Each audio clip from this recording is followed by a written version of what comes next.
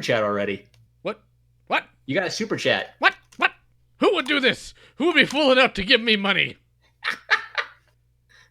You own 10 stocks in ThunderCast? Well, you'll get those 10 stocks. Thank you for joining us, everybody. Welcome to the ThunderCast, the only ongoing Thundercats podcast. I am joined today with my friend, number one Marmaduke fan. Say hi, Marm. Hi, everyone. All right, so let us know if you're having any issue with the audio so we can fix it early on. But tonight, we're going to take it a little easier. We're not going to cover a comic. We're kind of burnt out on that right now. So instead, we're just going to cover the Shadow Master as a character. But before that, we're going to cover the time capsule. Let me go ahead and tweet the link out. Let everybody know to watch so we can get all 5 billion people that are interested to watch it. Like maybe 10, maybe at most. This is for the history of Thundercats fans. They're going to be unearthing this in 2,000 years to talk about ancient reactions to Thundercats in the first century after Thundercats. Oh, God. Let's see here.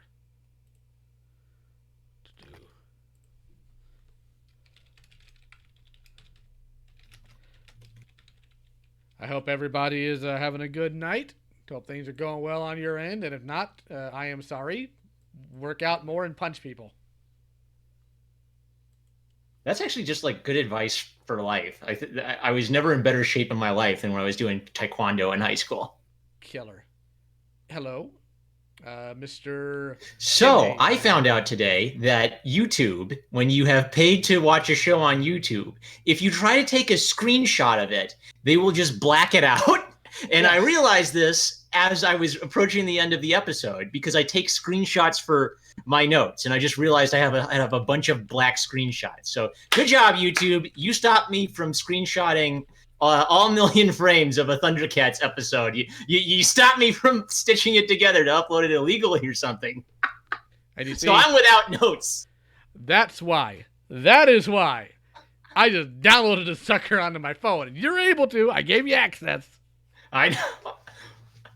All right, so let's go ahead and talk about this episode. It is the time capsule.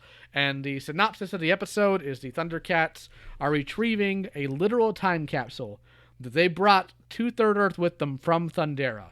And Lion-O is very interested in getting a hold of this because he was a child when I left Thundera, and he wants to know more about his culture and his heritage. And it's all about trying to find that one thing. What are your thoughts on this episode, Marm?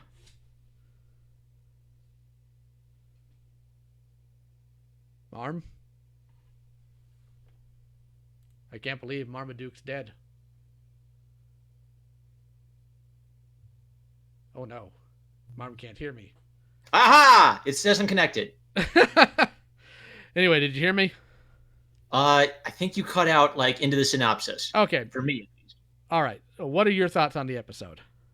I like this one. Now, it didn't make a strong impression on me the first time I watched it, but kind of on the second one, I feel like this is maybe like a nice subtle episode. So like a big episode, I define a big episode as something that has like a really big memorable moment, like the T-Rex ripping the trees apart in the one with the wild women. Mm-hmm.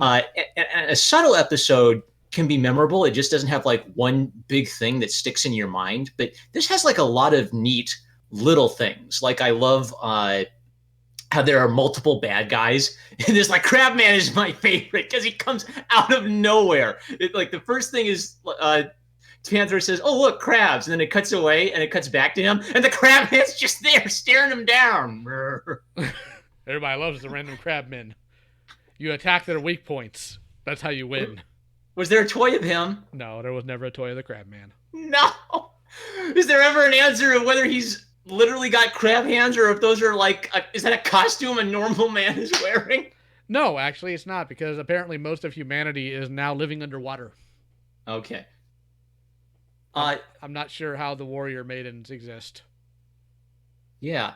Well, so for subtle things, I just like the sort of just general creativity of this episode. And maybe one thing that stood out to me in a few parts is like good little, I've mentioned this before, but like subtextual moments where they're reinforcing the theme of the episode, but kind of fitting it in naturally. And I also noticed a few shots where it seemed like they were just changing things up, like the Thunder Tank coming out of the cat's lair, and it shows the lair from a really low worm's eye view, and the tank almost like drives right over you. So they didn't have like a big over the top explosion happen or anything, but lots of neat little things, just giving a little extra flair to scenes. Also, like when they zoom in on the caveman's big giant arm, and you kind of, it's like it's filling the whole screen. That's a nice little touch because it makes him seem big and imposing. It kind of frames his face nice. I think they just did a good job compositionally throughout this episode.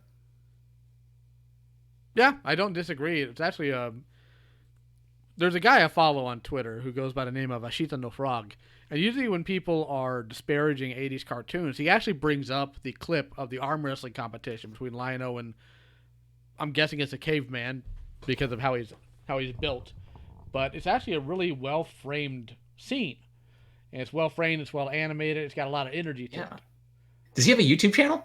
He does, but I don't know. I don't know what the clip of it is. And he usually does Twittering more than anything else. He's a... Man, if he hasn't done a YouTube think piece on it, I should. Beat him to the punch. But yeah, it was a really good episode in the sense of it's also establishing more of the Thundercats world building in terms of what their planet was like. Because up until now, we've seen like it explode, and one flashback involving Groon, and nothing else. Yeah. So I enjoyed that. I also enjoyed the fact that this is pretty much where Lion-O also starts growing more and developing more in terms of, I'm going to handle this on my own because it's the right thing to do. And more importantly, I can do this. While I will call my friends, I don't really need their help. And that's why Panthro was like, nope, they got to do this alone. So yeah, that's something I liked because it forces Lion-O to deal with things on his own without relying on the team, although they are important. And we see that later on in the anointment trials. But it's just... While I would have written it a little differently because I feel like it drags on in some areas, I think it's really good. But I'm going to go ahead and read out the show notes here. Written by Peter Lawrence, the time capsule may not be a revolutionary Thundercats episode, but the fact that it marks Peter Lawrence's debut script contribution secures its significance in the show's history. As script editor, he would go on to write and rewrite countless episodes, and many attribute the show's signature style directly to his influence. During the course of the episode, it feels as though Lawrence is finding his feet in writing for the world of Thundercats. The plot and pacing are pleasing, and there are many glimpses of the style Lawrence would adopt in later episodes. The first and most welcome addition is a flashback sequence revisiting scenes depicted in the show's opening episode, Exodus. Later, Lawrence would often refer to the Thundercats' past history and display his capability at adding further layers to Leonard Starr's original stories. The time capsule is, essentially, a mini Perils of Third Earth adventure, as Lion-O explores his new world in search of a time capsule that will reveal more about his childhood home. To explore Lion-O's homesickness is a strong storytelling motive, and marks Lawrence's attention to characterization as much as action. The more successful episodes of Thundercats needs a strong motivating factor to propel the protagonist, which any viewer can empathize with Lion-O's frustration. Minor niggles in the time capsule include Lion-O's propensity for summoning his fellow Thundercats, which becomes tiresome after a while, but the episode's greatest flaw is that after the viewer has sat through the quest for the time capsule, the story is resolved without the device's potential having been explored. Fortunately, this will be rectified in the later episode, Return to Thundera, but the fact that Lawrence did not choose to pin that episode is strange, given it's almost a sequel to this one. A small yet important development in this episode is the introduction of the Thunder Kitten's vehicles, the Spaceboards, which will prove to be a catalyst for many future stories featuring the duo. As the series progressed, many writers would tend to avoid using the kittens in favor of the more senior Thundercats, and in an effort to give all the characters more equal footing, Lawrence's device helps the kittens achieve independence for the team. Animation and direction are once again superb, and the lighting and detail during Lion-O's arm wrestle are truly memorable, proof of how well the animators had settled into the production process, with results almost unrecognizable from their work on episodes like The Terror of Hammerhand. While Lawrence's best work on the series was still to come, there is more than enough in the time capsule to reassure viewers that the series was in safe hands. Now, this is commentary from Peter Lawrence himself. I like the Jaga figure and the relationship with Lion-O, and although it's by no means original, I like the fact that Lion-O was a child in a man's body and therefore had a lot to learn. At the same time, he had the strength and physical maturity for real adventure. As a writer, you did not have to mollycoddle him. In the time capsule, we could combine Lion-O's immaturity with real physical adventure, all guided by the ghostly but absent Jaga. What better quest for a kid than to discover his past, his family's past, and be big and bad enough to face down villains, all while guided by the wise and greatly loved Jaga. And think of this, a father figure who had no power to enforce his advice. Isn't that the best of all worlds? Until I read the summary, I had forgotten about the action involving the other Thundercats, essentially a subplot that kept the clock ticking and the tension ratcheting up all the time. At least that was the intention. One other aspect of the script, a story editor's point of view really, the writers often like to concentrate on one or another, or perhaps two, of the hero group. But when we needed them all to feature, to build their personalities, their interactions, and the whole world of Thundercats, if I had not been faced with that need and direction, I might have preferred this to be a solo story for Lion-O. It does kind of to kind of tying into what we said earlier. I feel like it's a lot of like fun little adventures for the Thundercats and a great little story for Lion-O, where they don't necessarily like all weave together and get wrapped up with a nice little bow at the end, but I still thoroughly enjoyed it. I wanted to call attention to maybe a couple more details I think really connect with that, if you don't mind. Sure. All right, so one really nice moment is after they get across the Bridge of Light, Lion-O says to Snarf, "Tell me about Thundera, Snarf," which is perfect because it reminds you about, what his motivation is. He wants to find out about Thundera. And it's a conversational little moment, it kind of like to distract him before he realizes that Snarf is in danger. But it's the middle part of the story that kind of, I think, wraps it all together. Like his story starts because he feels bad about Thundera. The story ends when he successfully overcomes the challenge and gets information about Thundera. And that little middle moment is just Lawrence, right? Yeah. Lawrence Krauss remembering like the key thread. Also for the Thunder Kittens, I like that Wily Kit is a lot more competent with the board at first, because you can sort of tell by, her grace and her style. She's almost like a ballerina. She seems to naturally have a little bit more of a better sense of balance than Wily Cat. But then later, when she's in danger, Wily Cat kind of like rises to the challenge and helps his sister. And maybe also tying into kind of like the parenting moral themes of this show. I like how the older Thundercats, Panthro, Cheetara, and Tigra, they kind of model a firm but understanding parenting style. Yeah. There are exceptions where they're like, like really getting on the kids' case and they make a point about that. But like, like the kids do something wrong. They go sneaking out when they're not supposed to. They obviously, like in their body language and their expressions, they're really guilty about it. And like Panthro and Tigra and Cheetara just ask them some pointed questions. They get them to admit the truth. They're glad they're all right and they're going to fix the board, but you are grounded. And that's that. I can fix it, but you're grounded either way because I said so. Nobody argues with Panthro. Maybe connecting to that too is Tigra saying, never expect a favor for a favor, which doesn't really tie in with like Lion-O's story, but it is a nice little, moral moment. And it feels like a really natural piece of dialogue. It fits perfectly with what he just did after beating Mole Master in that awesome whip versus whip fight. Do you know if that was a bit from like the psychology specialist they had? Well, it doesn't ever mention that in the book, so I'm not really sure. But the funny thing about what Tigra said to him is, oddly enough, it ties into another episode later on called The Mountain. And The Mountain's actually one of my favorite episodes because of how it's paced out and what they had to deal with. And the long and short of that episode is both some of the Thundercats and some of the mutants get stuck in a mountain after Lion-O went rock climbing because he was getting bored. And Jackalman is so obsessed with getting the sword from Lion-O that he's missed the fact that his friends are also trapped in the mountain and they're suffocating. Oh, wow. So they're fighting for all this, and they wind up falling into a stream, and Lion-O is able to tussle Jackalman away from him and see Jackalman start going down, and he's about to drown. And Lion-O just, he curses at himself. He's like, well, I'm going to have to save this guy anyways. So after he saves Jackalman, and Jackalman comes to earlier and steals the sword, Lion-O confronts him later on. It's like, you cowardly, miserable, I saved your life. And Jackalman's only response was to sneer and laugh and say, never do a favor for a favor. And Lionel just got flat out pissed. It is one of the best episodes. It's also his best episode because Larry Kinney's voiced both the voice actor for Jackalman and Lionel. So 90% of the episode is him talking to himself. Oh, that's great. You know what? I haven't picked that up yet. He's doing a really good job varying his voice. Yes, it's like I said in the video I did last week about the Funimation. On anime, that was a roast on all anime culture. Just they have no range. But anyways, we're not gonna do that. It's not what this is about. But yes, it was that's a really good episode. You really got to sit down and watch more of these because you'll find a lot more nuggets of depth in every episode that you look at when you sit there and actually analyze it from a writing standpoint. Well, what is the time capsule? Well, sure, it's a plot device. But it also is a device wherein you use to show that, yeah, Lionel might look like a buff 20-something, but he's still a kid.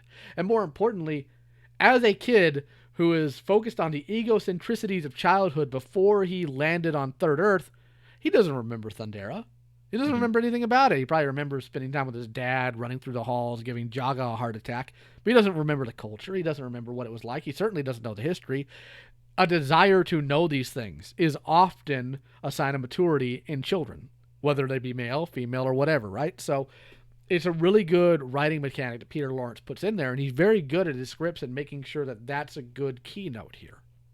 A good pitch to it for this show, I think, for someone who's a skeptic of the old ThunderCats show is when you think of the Brony analysis community, about 90% of their videos are about analyzing the moral of the episode and was the moral of the story like weaved nicely into the story. And ThunderCats does a great job of this, but maybe in a really different way from My Little Pony. My Little Pony, I think it's a more tightly written show. They're always trying to find a way to weave the moral, throughout the entire plot and kind of have everything relate to each other. And with ThunderCats, they seem to just sort of work in the morals naturally, even if it's not like some overarching, this is the plot of the 30-minute show. It'll just kind of like be there subtextually, and you'll pick it up maybe as you grow older. If I'm not mistaken, if I recall Leonard Stars, they usually started with the moral, right? And they built around it, as opposed to like some other 80s cartoons that might have the moral and then tack it on at the end as well, just so you understand it. ThunderCats tend to treat its audience smarter than that. Yeah. Well, did I need to have He-Man look at me and tell me, violence isn't the answer? Well, no, I didn't need that. But at the same time, the way ThunderCats did it in the episode of Demolisher, they never said, hey, talk out your problems. They said, if you're going to fight for a cause, something you believe in. Have a purpose to what you do. And that, I think, resonates a little bit stronger. And also, ThunderCats did it because they wanted it to be a pro-social show. Whereas, as much as I love He-Man, their main reason for doing that, other than, I think, Lou Scheimer actually having a great care for children, because he also did the Cosby Kids show, Fat Albert and the Cosby Kids, is because they also knew what they'd be fighting against. A lot of lobbying groups that would be mad about the violence. With ThunderCats, I think it just comes out a little bit more naturally. Narrative almost forces you to. If you love narrative, you have to go in a direction that feels right for the narrative, which means if you start out with drugs are bad, well, yeah, even like the Garden of Earthly Delights, that is a good cartoon plot, right? Like it's a little cheesy because we pick up the drug metaphor right away, but it never once feels like they just step outside of the cartoon universe to tell me drugs are bad. That feels like a good fit for a cartoon universe. It all makes sense. It all holds together. Loving narrative forces you to kind of not just lecture people and wag your finger at them. True. And that's one reason why I enjoy this show is there's levels of depth to this that people don't really pick up on first watching. Well, it's just a cheesy 80s show. Well, maybe it is. But at the same time, maybe there's more to it than you think. When you sit back and you analyze it like a writer does or like a thinking man does, you find more to it than just they got paid to write this, because they clearly had a very much so love for what their craft was. Otherwise, unfortunately, we'd wind up with something closer to Generation 1 Transformers.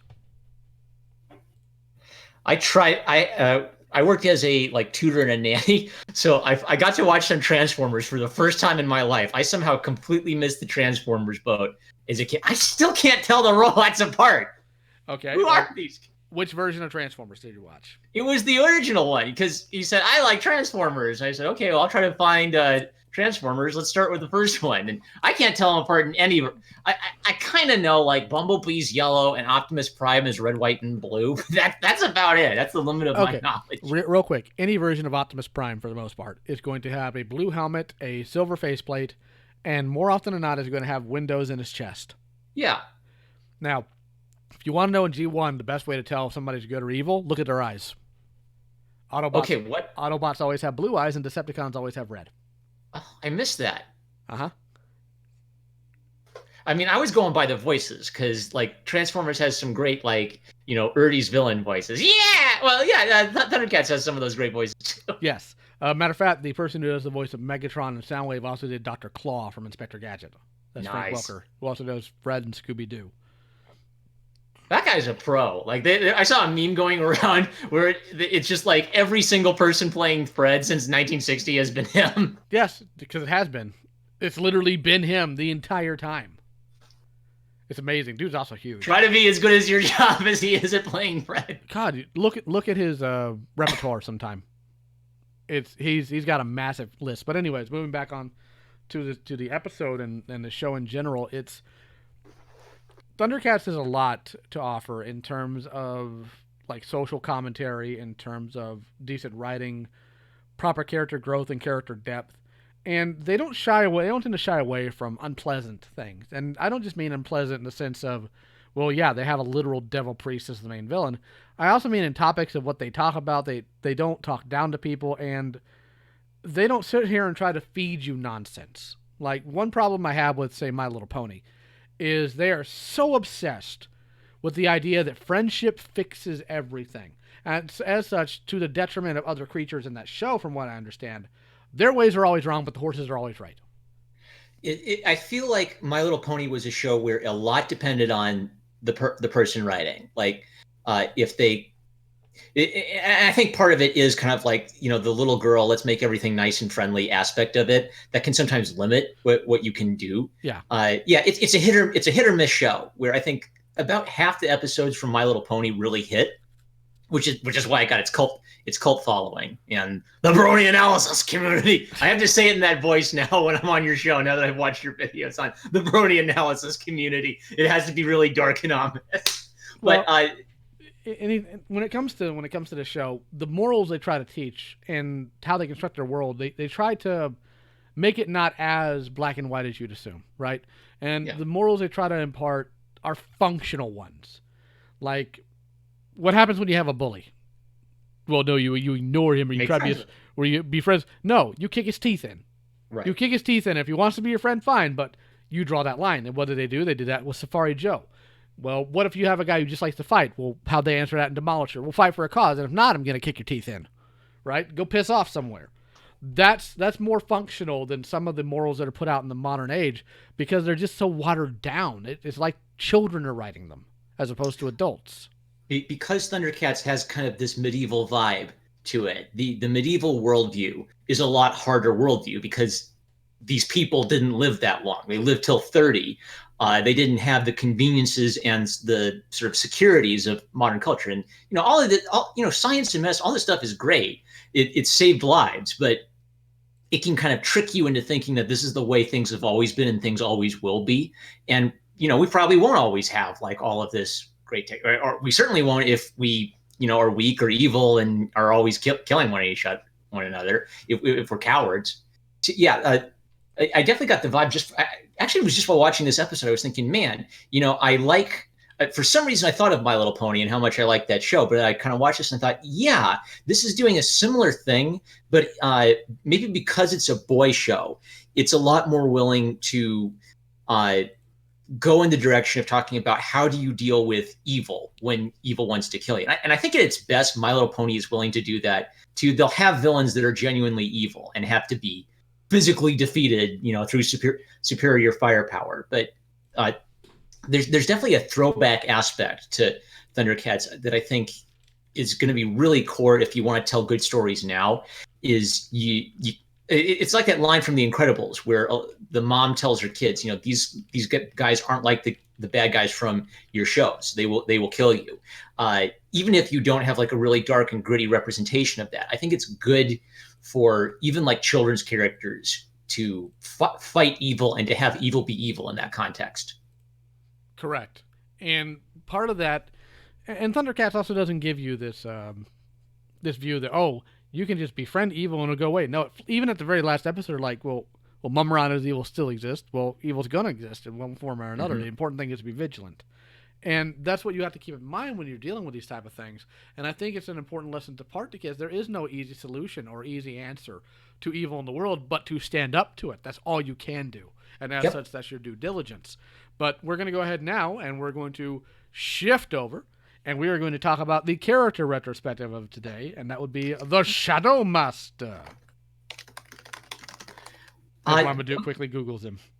I watched it. I did not watch all the way to episode 60, but I had a bright idea. What if I watch as much as I can and I jump ahead and watch the Shadow Master episode? So since we're going to eventually talk about the Shadow Master episode, I thought we would focus on just the character of the Shadow Master, right? Not the episode in general. All right, so it's another one of these interesting things where, this universe is really old and wide and has a lot of characters in it. It's not just Mumra. And what stood out to me about Shadow Master is he seems to have his own set of powers without the help of the ancient spirits of evil. But he obviously would like the help of the ancient spirits of evil if he can get it. So that, that raised the question, how do people on Thundera know about the ancient spirits of evil?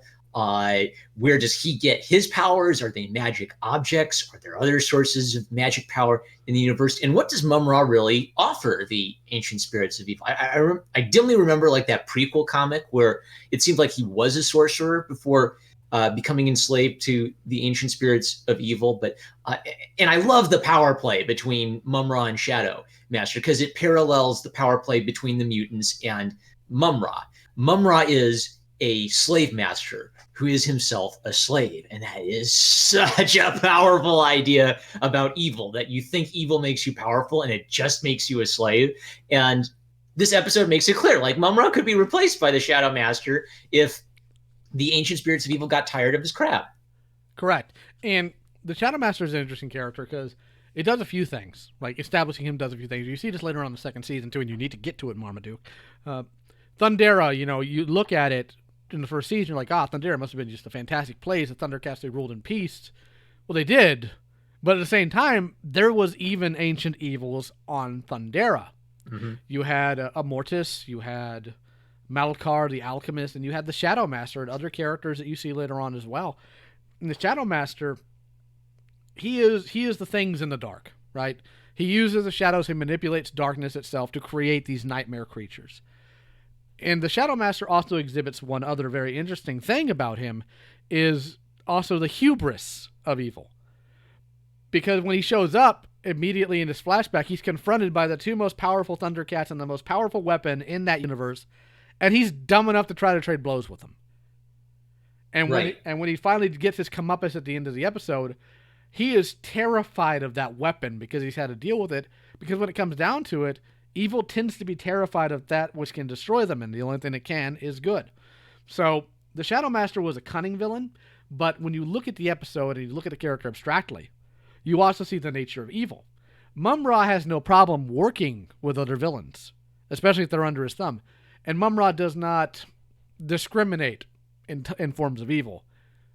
But he'll also dick someone over if they're going to try to get one up on him, regardless of what it might cost his masters. And you saw that in this episode. Mumra's concern for being replaced by the Shadow Master undercut any desire to get rid of the Thundercats, because evil in its nature is jealous and petty. Yep. It also shows, it establishes that the ancient spirits of evil are not gods. You can trick them, if you're quiet and you've got your pet mama, I guess. Early in the season, in season 1, where they're much more mysterious and they're not speaking yet, you could kind of like raise the question: Are they all powerful? Are they all knowing? And by being able to outwit the ancient spirits of evil, we're kind of learning that. Actually, the Thundercats universe, you joke about the Devil Priest thing, but it does seem to have a really strong inspiration from the biblical demonology, where right. Satan is not a equal counterpart to God. Satan is infinitely weaker than God, even though he is powerful. And there's actually something very interesting. I don't know if you've done any research on top of watching the series, but are you familiar with what the Book of Omens is? I'm not sure yet. Okay, in the second season, a part of it revolves around finding things from an item called the Treasure of Thundera. The Treasure of Thundera is an ancient group of artifacts, oddly enough, kept in a case or a casket, very similar to the Ark of the Covenant. And one of the things in that casket or that case is called the Book of Omens. And the Book of Omens details history about the Thundercats, all the things that are in the case for the Treasure of Thundera, what their purposes are, their history, and what they can do. But if you use it in conjunction with the Sword of Omens, it transports you, just like it did in the episode that you watched with the Shadow Master that put Lion-O into the Shadow Realm to fight him.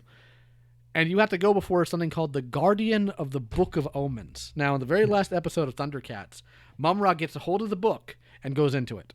And he had done this before previously and got wrecked because the Guardian will not mess with you, or he will not... Oh, hold on. I'll be back in a minute. Uh-oh. Hi, everyone. Welcome to the number one Marmaduke fan show. So, the Book of Omens is very interesting. Very interesting indeed. All right. So, while my pal Lio is away, this is my radio training kicking in. One of the animation things, I'm going to go back in time to the time capsule. Something I noticed in the time capsule is there's this scene when they're on Thundera, where as the planet's falling apart, no, this isn't what episode is this? Well, they show the flashback of Thundera falling apart, and there's like a glossy glaze over everything. It kind of like creates this atmosphere that, it's hazy, it's hard to see, the air may be full of dust. And I was wondering, how did they create that? And I'm not really sure. Maybe they just photographed it out of focus, or I've known that some animators would actually put like oil or some other kind of like sticky substance over glass to create a hazy translucent effect. So it's just really interesting. If you pay attention to the little details, you pick up a lot. And I think a lot of traditional animation, they didn't have the tools we have, so they had to think pretty creatively to create these effects. Anyone in chat? There's no one in chat. I'm all alone. It's me against Mum-Ra on the ThunderCast. All right. Other cool things in the time capsule. So let me go back to the episode and flip through it. I already mentioned how I think that the time capsule has a lot of little moments I really appreciate. The background paintings and some of the effects shots. So if you go to about 2 minutes in to the time capsule, Panthro is working on the rods. He's installing communicators into them. And it's just interesting because he's got a tiny little bitty screwdriver in his hand. They've got all the little details on the interior workings of the thing. And after it closes, then there's like this nice little sheen on it. So all of that has to be hand drawn, of course. And I feel like because they didn't have flash animation, Harry Partridge has talked about this. Flash animation, it makes things faster, it makes things more economical, it makes it possible for you to produce more animation. But if you over rely on that tool, then maybe you take some shortcuts where if you don't have those shortcuts and it forces you to draw everything, you may be a little bit more considerate of the details. So that was a nice little detail shot. Are you back? I've been doing a great job covering for time. All right, fast forwarding. Hello? Hello. Sorry about that. Hello, I covered for time. I did it. I had to go back to the time capsule, but I did great. We got a mini episode of the number one Marmaduke fan all tangent show right here on the ThunderCast. Okay, so right back when I was saying, when Mum-Ra, before he goes into the Book of Omens, because he's trying to find a way to destroy the Thundercats, the ancient spirits actually try to stop him. They flat out tell him no, because at this point, the new Thundera is about to be destroyed too, because of geological forces. And the Thundercats were trying to use the book to get the solution. And Mum-Ra's plan was to go into the book, fix the problems with New Thundera, but also destroy the Thundercats because he's petty. And the ancient spirits literally animate themselves. And they're like, no, don't go in that book, because if all the secrets from that book are revealed, our power here will wither and vanish. So there is something in that book that terrifies the ancient spirits of evil, which shows you exactly how limited their power is. Because what defeats evil? Well, knowledge defeats evil, right? Whether it be knowledge of God or whether it be knowledge of what goes on and how to defeat individual evils. That's what terrifies them. They're scared of that book. That's why they didn't want Mum-Ra in it. Because it would jeopardize their existence. Now, granted, the way the episode ended was very interesting because it was the last episode. But you really should start getting to the second season because there's a lot more interesting things in it as well that builds upon the Thundercats world, their universes, and everything they're in. There's a lot of depth and lore to this series that a lot of people don't recognize. What is your ideal for how that could be capitalized on? Because I feel like, once you get like, there have been exceptions like Samurai Jack, where Jendi had a vision and he was able to come back and finish it, right? Mm-hmm. Do you imagine it being possible to continue where that original continuity left off, or would you prefer to see maybe like a reimagining, but maybe retaining the kind of like core attitude of the series, but you could like retell some of the stories, you could revamp some aspects of it? I would rather the latter, and here's why, right?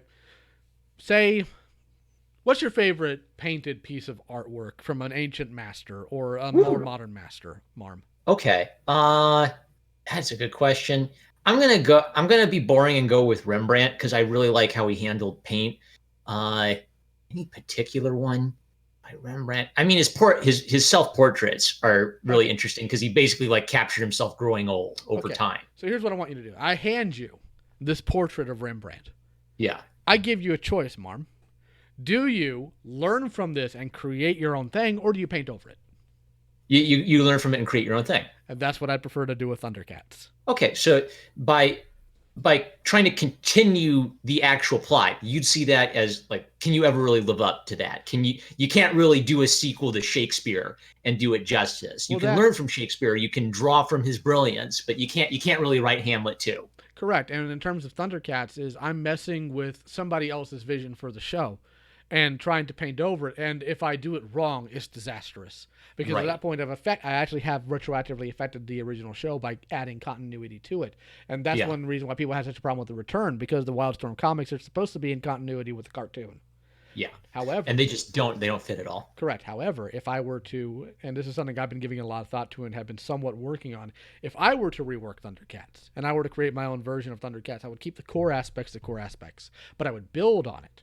The mistakes they made, I would not make. I'd probably make new ones.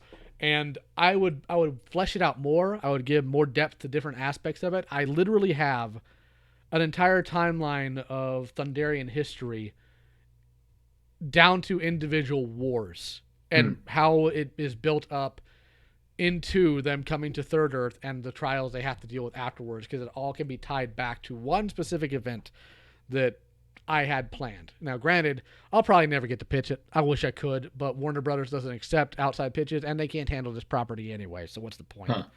But I would rather... Go ahead. What about comic licensing? Because that does seem to be a little bit more of a free frontier. I'd never get the run I'd want. I can tell you that right now. I would never get the run that I would want on it. Because you'd want a longer one. I would want something where I can go in depth, and I love animation. And Ken Drummond, I don't do fan fiction for two reasons. Number one, I don't think I'm a very good writer. And number two, when you put your fan works out there, unless you are somehow hired on to work on these things, those will never be used. Right. Of course. They are barred legally. Yeah. That's the famous thing. Like J.K. Rowling would have someone who would stand there and throw away anything that was handed to her because that way she could legally deny having ever seen or touched it. Correct. So that's the issue I'd have there. That, and I think 90% of fan works in terms of fiction are just absolute garbage. Right. I really don't need to see Lion-O shipped with my original OC 500 or 600 different times again. No, thank you. But you mean the Chaos Emeralds? The Chaos Emeralds! But yes, that would be my ideal. It's like, give me the characters, give me the rights to use them, and I will give you one of the best shows on television. But they won't. So screw it. Let them suffer. It's a tragedy. We will never see the grand epic. Well, unless you like just change it, make Lion-O. I don't know. I'm sorry, I don't do Legend of Chima. And no, I would not do a Tigra Panthro ship. Panthro is shipped with his Thunder Tank. I'll have you know. Yeah, there aren't that much room for ships. I guess in season one, and when New Thundera comes, all the new characters are going to be coming in, so there's There more is room no for shipping. ships. There is no shipping within ThunderCats. I deny your ship. All the ships got blown up on the way to Third Earth. There's only the They've got flagship. to repopulate a planet. No, they don't. You think those were not the only ships that left Thundera? Because if you remember, first episode, we couldn't get to the planet, to the galaxy we were headed for, right? Okay. And come on, man, it's a massive planet. You really think there were only like 7 ships? Right, but like how good was their technology to get off? Like, did they get almost everybody off? Yes. Oh my gosh! So it's really different than Krypton. That's the thing, is I've been kind of reading it as Krypton, and something you mentioned that I didn't think about before. When you were talking about Thundera having its own set of problems, that really distinguishes it from Krypton, where for a lot of the comics history, it was basically intended to be utopia. It was the perfect scientific world of the Supermen, and it was only like the idiocy of the council that stopped them from seeing what Jor-El understood about the planet, right? But then there's a lot more of a lived-in world with like normal down-to-earth problems, I think. Well, that and there's some other things that went into that. So let's see here. I'm gonna go ahead and pick on Shinobi Raccoon here for a minute. Oh, Shinobi Raccoon was misunderstood. They were hoping for absolutely no shipping between Tiger and Panther. Okay, so moving on.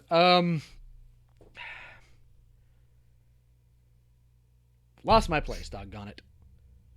Well, I'm just going to have to read your comment to the audience to make sure our listeners hear. Shinobi Raccoon, I love the Warrior Maidens. LioConvoy reviews. You like them because they're barefoot. Whoa! If you lose your place, I'm going to make sure it stays lost. Okay, so I found my place again. All right. Thundera, when you find out later on, you need to get to the second season because all of this is really expanded upon. It's really interesting. Thundera was a good place to live. It had good leadership, but there were still other issues. They still had to deal with the mutants.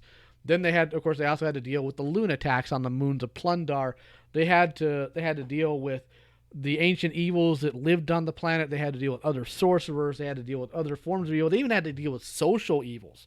There's one dude named Baron Toss that shows up in the episode called Well of Doubt, who basically brings people into indentured servitude to him by owing him money. And then he keeps cooking the books to make sure they owe him more.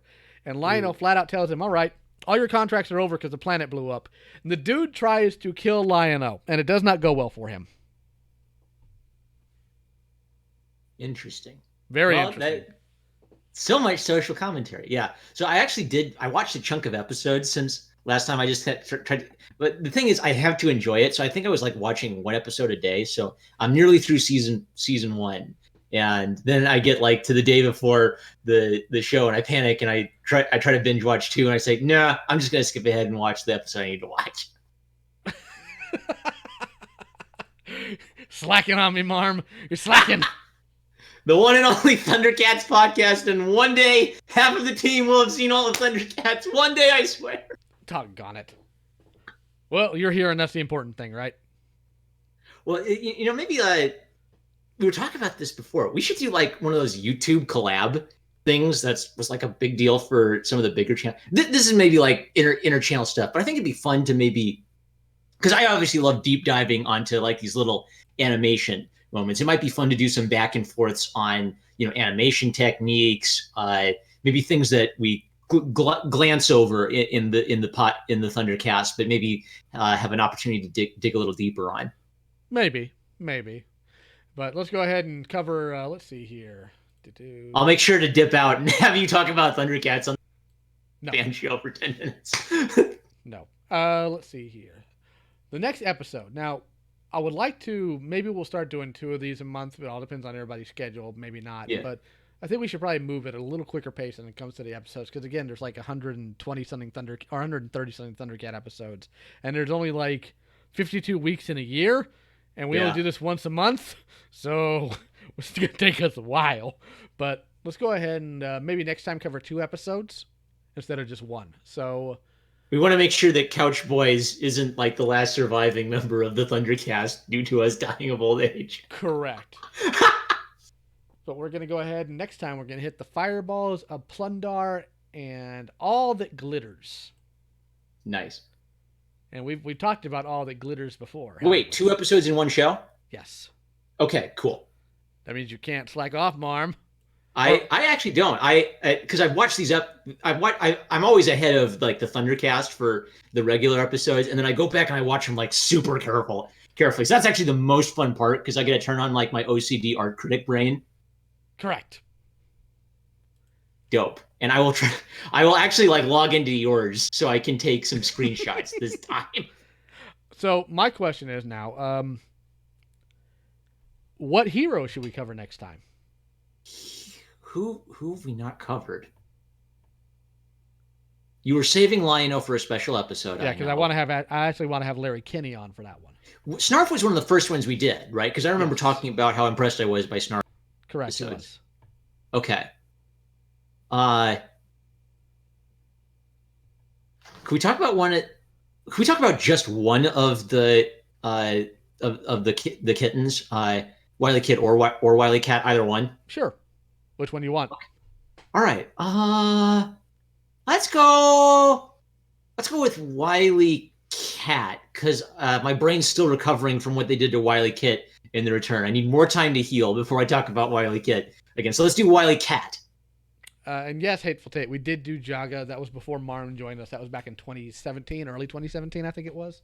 So yes, we'll do Wily Cat next episode. Now, remind me, because the episode after that, there's a group of characters I'd like to cover on that cast. I actually want to talk about the ancient spirits of evil. Ooh. So we're going to get real in depth on those suckers. Now, the question is, what comics should we cover, right?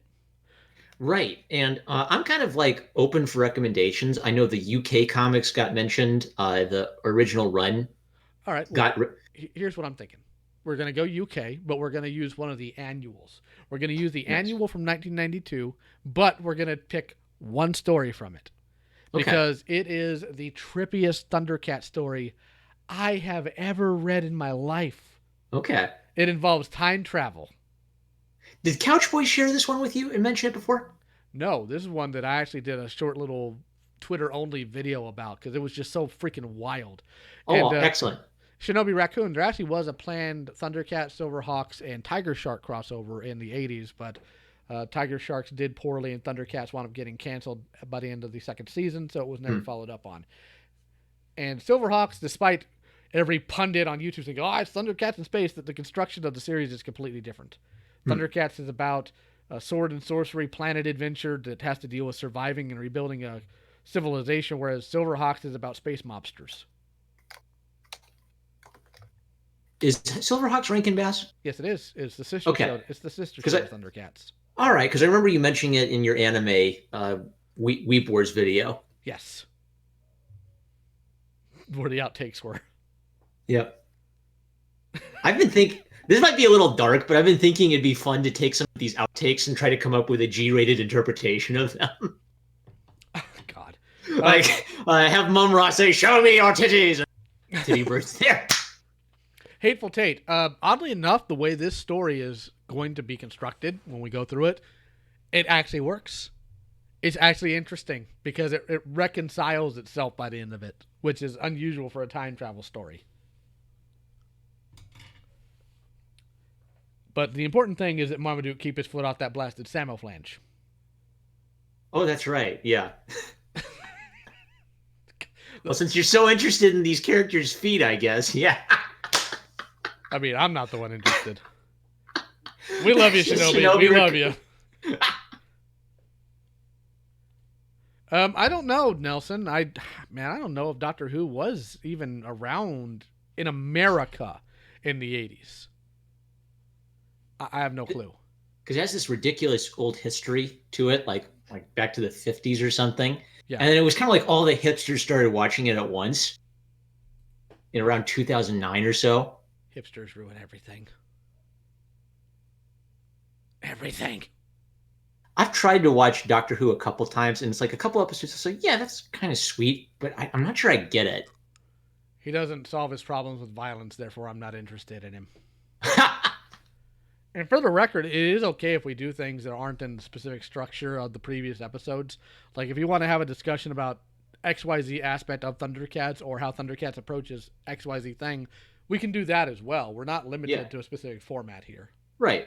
I mean, I like the episode by episode format because it speaks to my obsessiveness because I get a lot of details to look at. But yeah, but it'd be fun to like break out of the box a little bit. Maybe we should like hash some of these ideas out like behind the scenes because they're definitely like theme videos that could be done about everything. You know, once I've watched every episode. Need to do it, Marm. You need to do it, Ree.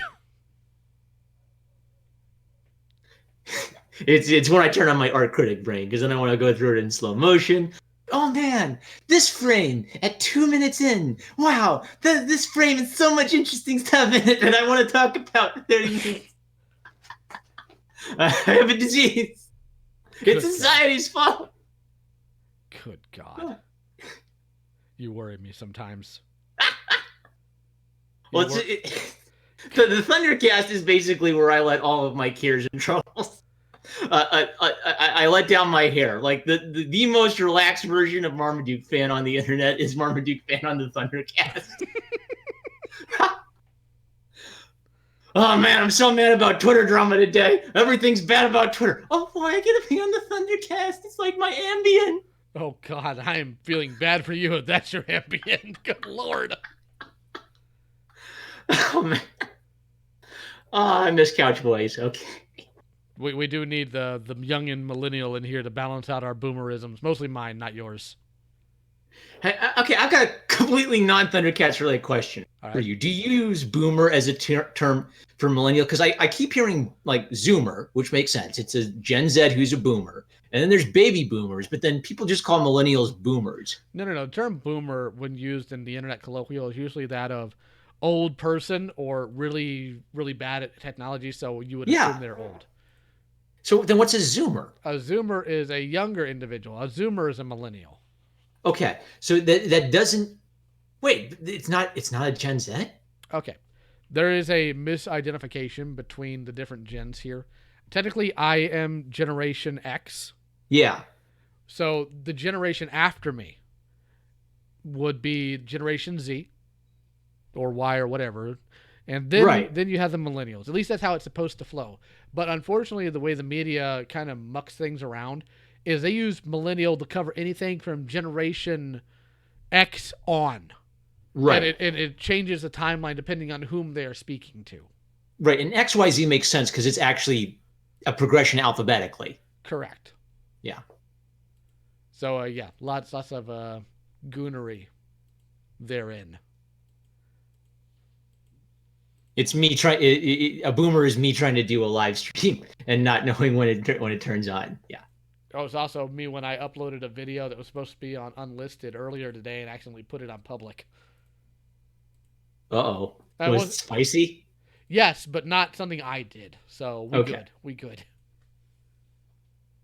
Every time I click on your channel, I wonder, is it ThunderCats or is it going to be pedophile hunting? What will it be today? Well, at least it's something new every time, huh, Marm? Yep. Well, this weekend I'm going to be doing another video about why we keep getting bad reboots, and I'm sure it's going to make a lot of people mad at me. Huh. And I'm okay with that.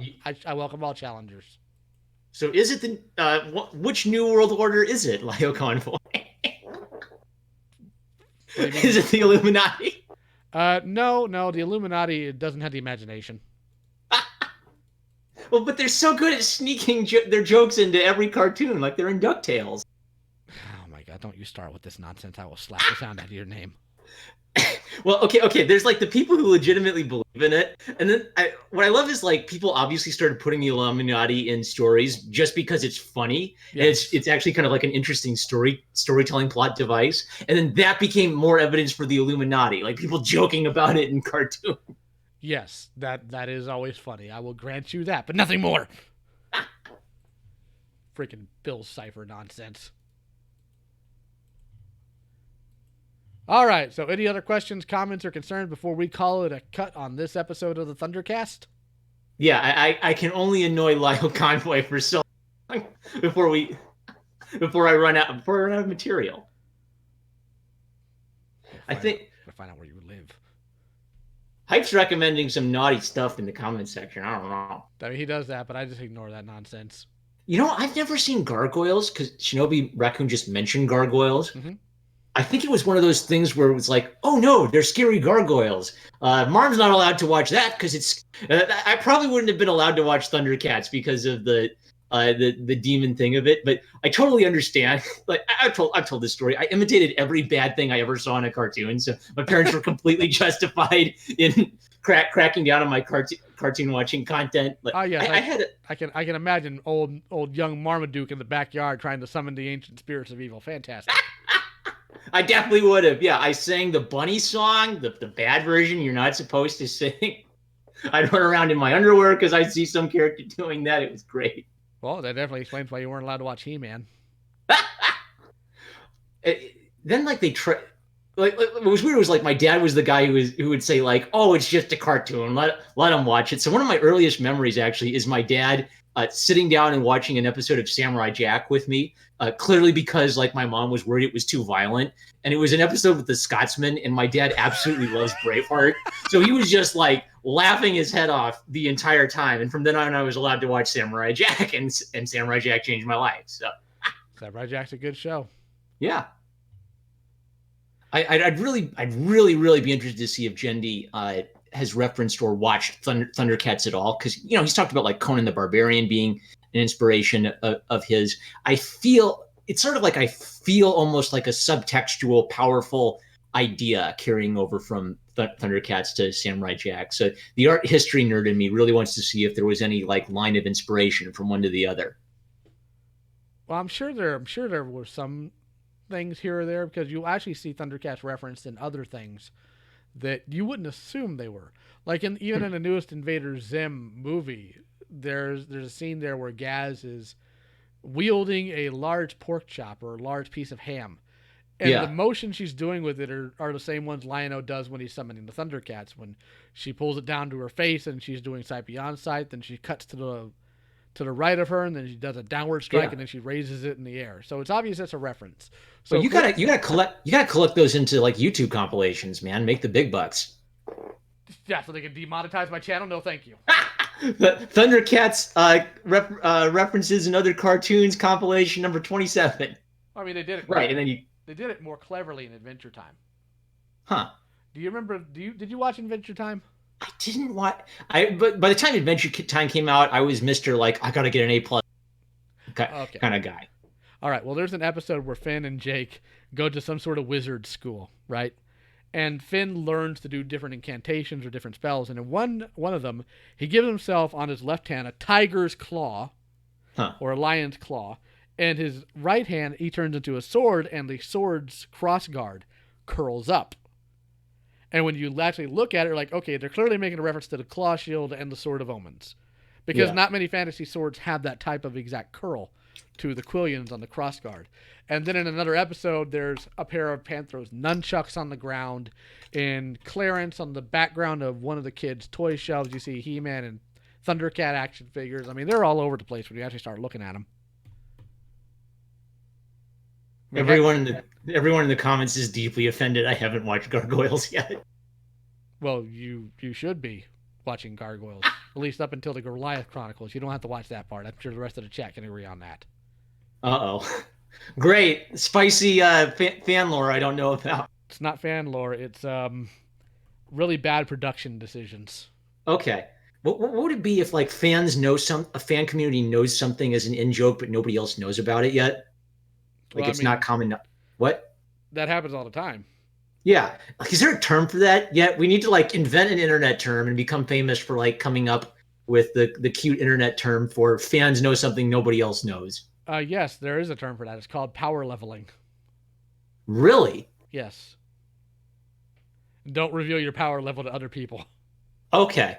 Well, yeah, I know that from Dragon Ball. I thought that was about being safe online. Like you go onto like the forum and they say, "Don't reveal your power level," or people will make memes about your deep personal details that you reveal. Yes, and in this case, it's referring to things that you know that like you. There's a topic like if people at my workplace started talking about Transformers, I wouldn't reveal my power level that I know all these things about them, right?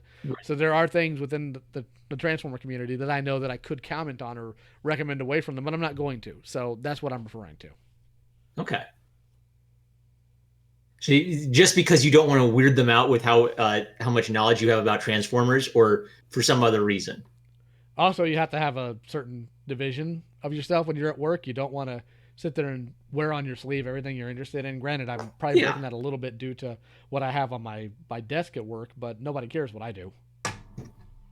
What do you have on your desk at work? Something Thundercatsy? I have the little Loyal Subjects Lionel, which is a little Okay. miniature figure. I have the Loyal Subjects He-Man that came with a little Loyal Subjects um, Battle Cat.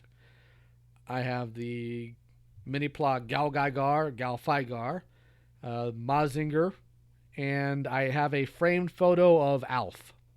So that's three. So I feel like you can make an exception for if it's your 1 to 3 favorite things. It's like when you have 50 franchises and a Funko doll for each of them. That's where I start to get judgy. Well, I judged them the minute you mentioned Funko Pops. Funko Pops are like The devil. they're the perfect iconic representation of nerd culture and why the wrath of God must be poured down upon nerd culture because we invented Funko Pop. Well, that and most of them don't lift, so there's also that tacking onto it. But we're going to go ahead and call it quits for the night. We'll see you guys next time. Take care. I got to pull this up.